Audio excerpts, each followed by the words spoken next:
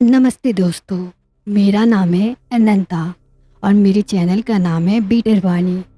और मैं आपके लिए एक छोटी सी कहानी लाई हूँ। कहते हैं इंसान तो कई बार धोखा दे जाता है, पर एक जानवर अगर वफा निभाए तो जान देकर भी निभा जाता है। तो चलिए इस कहानी की शुरुआत करते हैं। एक रामपुर नाम का गांव था। उस गांव में एक किसान रहता था जिसका नाम था रामदीन। वो बहुत ही मेहनती था। उसकी एक लौती बेटी थी जिसका नाम था रानी, और घर का सबसे वफादार सदस्य शेरू, एक भूरे रंग का देसी कुत्ता। रानी बचपन से ही शेरू को भाई कहती थी।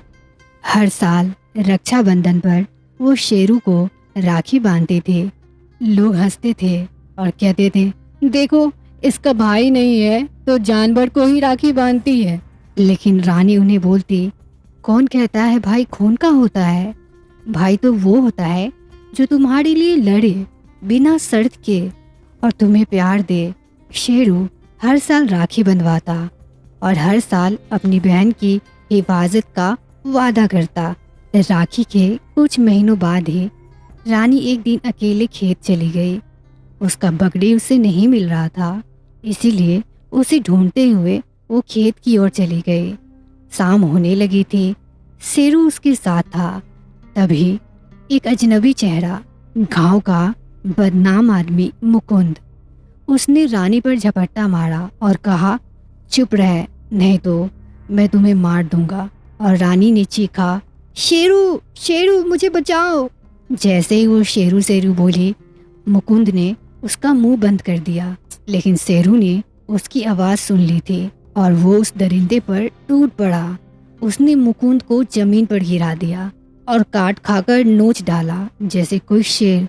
मुकुंद ने छुरा निकाला और शेरू के सीने पे घोंप दिया। लेकिन शेरू तब तक नहीं रुका जब तक मुकुंद भाग नहीं गया। रानी दौड़ते हुए शेरू के पास पहुंची और वो देखी कि उसके सीने से खून बह रहा था। रानी ये देख जोर से रोने लगी और कहने लगी, शेरू मैंने तो बस राखी बांधी थी, तुम तो जान ही दे दिए मेरे लिए।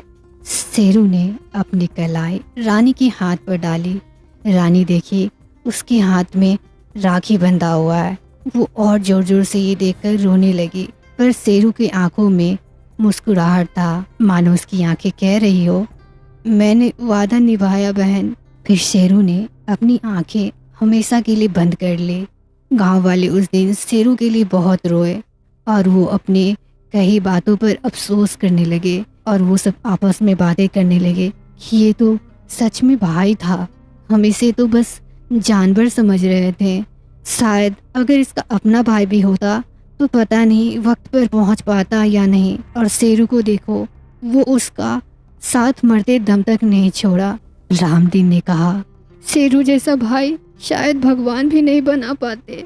रानी ने शेरू के हाथ पर आखिरी राखी बांधी और कहा, अब ये राखी हमेशा के लिए तुझ पे रहेगी भाई। फिर लोगों ने शेरू को जमीन के नीचे दफना दिया। इस कहानी से हमें ये सीख मिलती है कि राखी को मजाक नहीं समझना चाहिए, उसे जिम्मेदारी समझना चाहिए। और शायद शेरू ने भी इस बात को अच्छे से समझा और उसने राखी का फर्ज पूरा किया और अपनी बहन रानी की रक्षा की। आई होप ये छोटी कहानी आपको अच्छी लगी हो। थैंक यू फॉर वॉचिंग बीटर वाणी। अब हम फिर मिलेंगे नेक्स्ट वीडियो में। तब तक के लिए bye bye and take care.